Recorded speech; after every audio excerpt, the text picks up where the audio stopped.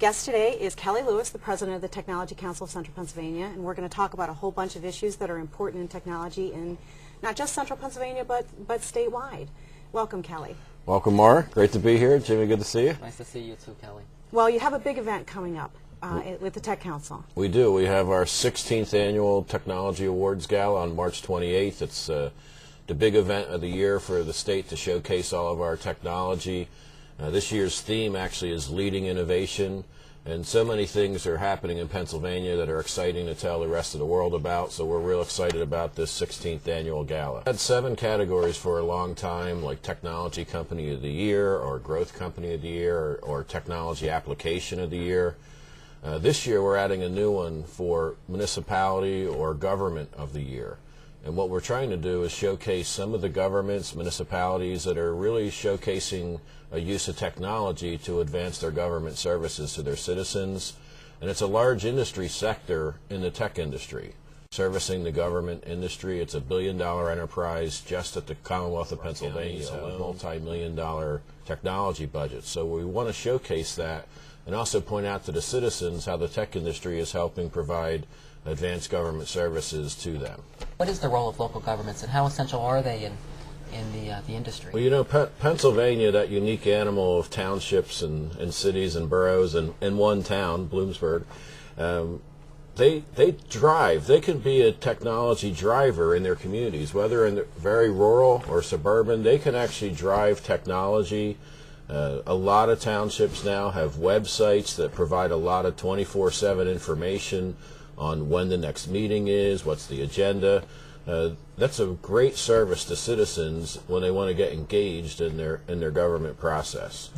Well, what kind of role does the Technology Council play in fostering that? We've positioned the council to be a technology business development organization in the state, one of the first ones in the country. That's our focus. So we want to focus on the townships that are deploying technology so that other townships can say, hey, that's a great idea. What technology company can I hire to do that? Again, with Pennsylvania, there's thousands of municipalities that can improve themselves through technology. Oh, what kind of benefit do companies get by not only being nominated, but by winning at the awards gala?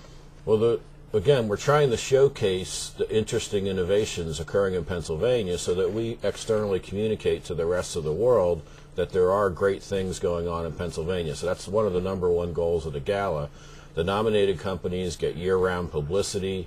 We write articles about them. We submit them to other things at a national basis, award programs.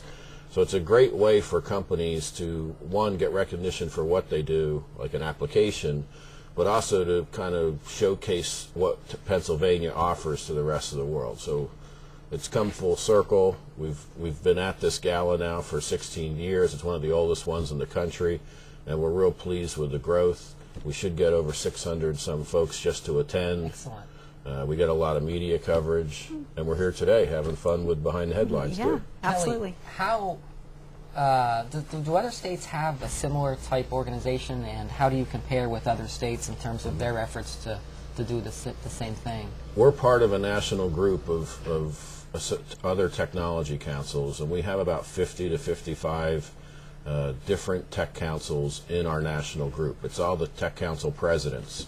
And in terms of things like membership and interest and level of activities, do we rank high, do we rank low in relationship to other states in terms of how competitive and some states like are? New Jersey have 1 tech council for the whole state. Pennsylvania actually has 4 technology councils. We have one in Philadelphia area called the Eastern Technology Council. It's one of the oldest technology councils in the country. Our sister organization in Pittsburgh is one of the largest technology councils in the country. They got a real dominant presence out there, do a lot of great services for their members. And a newer one in Erie called Northwest Technology Council. Here in Central PA, we're in our 17th year, and again, we're one of the oldest tech councils. The leaders from AMP way back in the day and a bunch of other folks got together and said, we got to bring our tech industry together because it's a large economic driver for all of our companies. Sounds to me like we're a leader.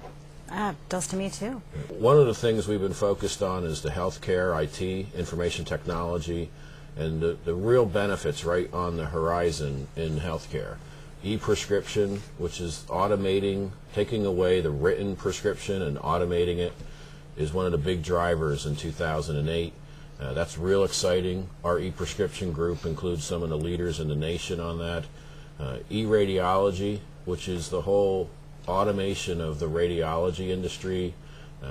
It's one of the most outsourced industries in healthcare, where they can actually read an MRI study anywhere in the world, but we've got very strong and capable radiologists in Pennsylvania that we're helping them get the technology to compete with this global competition. So that's called our Keystone Radiology Imaging Network. It's real exciting. 2008, we're going to have some great announcements with that group. And our real big initiative is what we call internally, like a tagline is HL7 group. But this is, HL7 is a technology term for technology equipment communicating inside a hospital system. We're trying to take those technologies and get hospitals to communicate amongst themselves. And when we do that, emergency rooms become a lot more patient safety friendly. So, and a great example here in the Harrisburg area is having Pinnacle and Holy Spirit, their emergency rooms, be able to trade patient data. So that if you're injured on the east shore of the Susquehanna River, it doesn't matter what hospital you go to, that healthcare information is automatically uploaded to an emergency room, and the doctors and nurses can see that information. Wow. So if you're allergic to something and you're unconscious on an emergency room bed, that information is available. And I mean, I'm a parent. Every parent wants that technology. And I think Pennsylvania consumers are getting ready to start demanding this advance in healthcare. So we've been building that momentum. That's great. Don't mean to get off tangent No, here, but no, That's an it's excellent perfect. example of something very real in terms of how you've actually touched Pennsylvanians that no one would probably ever even think to realize. So it's exciting. We've been working with the Pennsylvania eHealth Initiative, which is a large group with the Medical Society and the Hospital Association, and our effort's been the Pennsylvania Health Information Exchange. We have about 2 big meetings a year.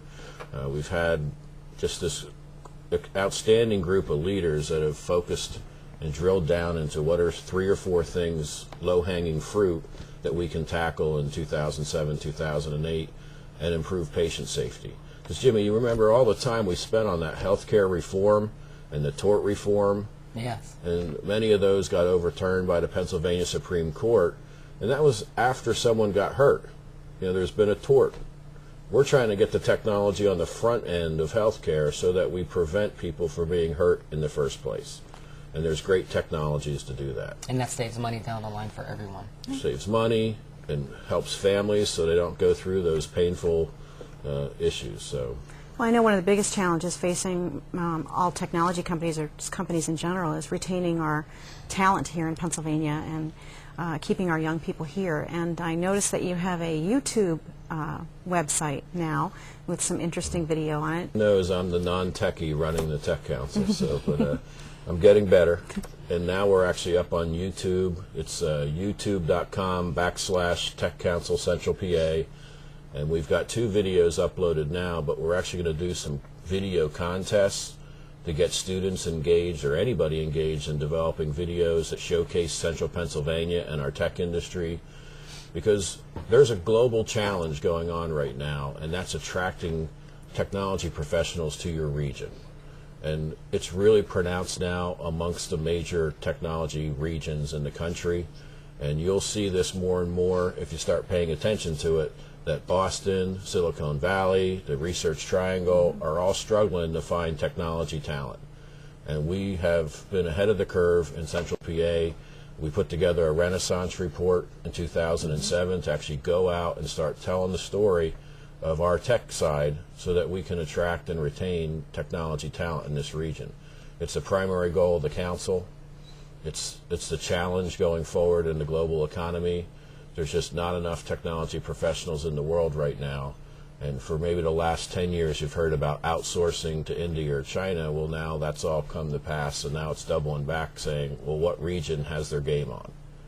And our goal is to really, our simple goal is we want Central Pennsylvania to have their game on. We're going to be prepared for what's coming in the global economy. One of our big initiatives is getting ready to home source, so that technology professionals can work from home 24/7. for any company in the world. And it's a huge opportunity for rural Pennsylvania.